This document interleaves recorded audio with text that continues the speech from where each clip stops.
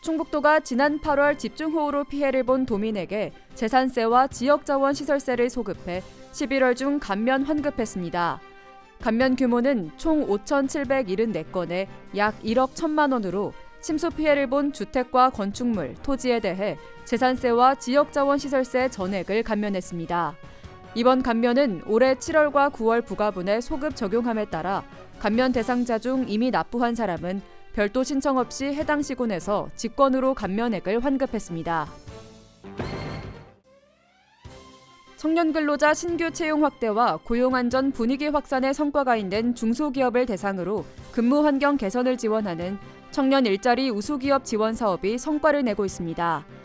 이 사업은 근로자 30인 이상 기업 기준 최근 1년간 청년 고용 증가율이 5% 이상인 기업에게 근무 환경 개선비를 지원하는 것으로 지금까지 17억 원의 사업비를 지원해 54개 기업이 복지공간 구축 등 고용 환경을 개선했습니다. 한편 올해도 14개 기업이 선정돼 사업비를 지원받았으며 내년 2월경 내년도 참여 기업을 추가 모집할 예정입니다.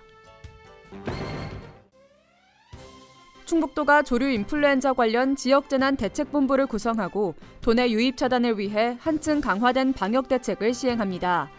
도는 발생 지역에서 생산한 오리와 부화 목적의 오리알을 가축방역심의회 심의를 통해 반입을 금지합니다. 또한 주요 철새 도래지 6곳에 설치된 통제 초소를 통해 축산 차량 진입을 통제하고 방역장비 35대를 투입해 매일 소독합니다. 이 밖에도 최근 배정된 방역 예산 11억 7천만 원을 조기 집행해 일선 농가에 소독제와 진단키트 등을 차질 없이 공급할 계획입니다. 충북도가 사회 취약계층과 보행 약자층의 산림복지 서비스 향상을 위해 녹색 나눔숲 나눔길 사업을 추진합니다. 도는 2021년 녹색자금 공모 사업에 선정된 녹색자금 12억 원을 포함한 총 20억 원을 투입해 복지시설 나눔숲 1개소와 무장애 나눔길 2개소를 조성합니다.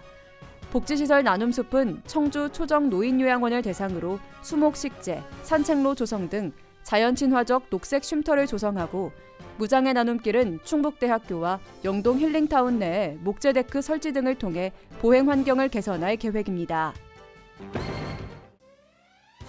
괴산군이 2022년 세계 유기농 산업 엑스포 국제행사 승인을 앞두고 행정력을 집중하고 있습니다.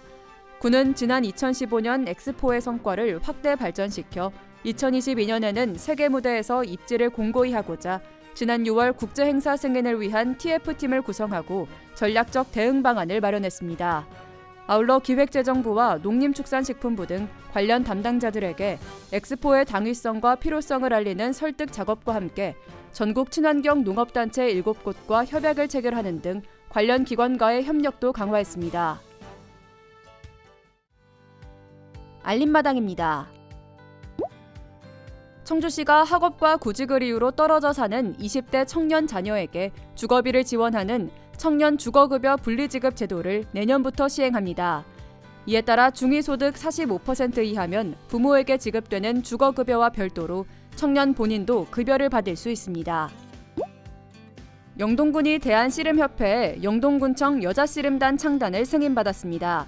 영동군 여자씨름단은 감독 1명과 체급별 선수 5명으로 구성되며 다음 달 감독과 선수를 선임해 내년 1월 공식 창단할 계획입니다. 증평군이 코로나19 극복을 위해 예술인과 주민이 함께 참여하는 내 인생의 책 한 권이란 공공미술 프로젝트를 추진합니다. 주민이 좋아하는 책 제목이나 글귀 등을 작성해 이달 11일까지 문화체육과로 제출하면 예술가들이 타일 작품으로 제작한 뒤 독서왕 김득심 문화관 일원에 설치할 예정입니다. 충주시가 과수원 출입자 제한 행정명령을 발령하고 올해 과수화상병이 발생한 과수원 소유주와 경작자의 다른 과수원 출입을 제한합니다. 또한 농작업 인력과 농기계 등의 소독을 실시하며 위반 사항 적발 시 보조금 중단 등 불이익을 줄 방침입니다.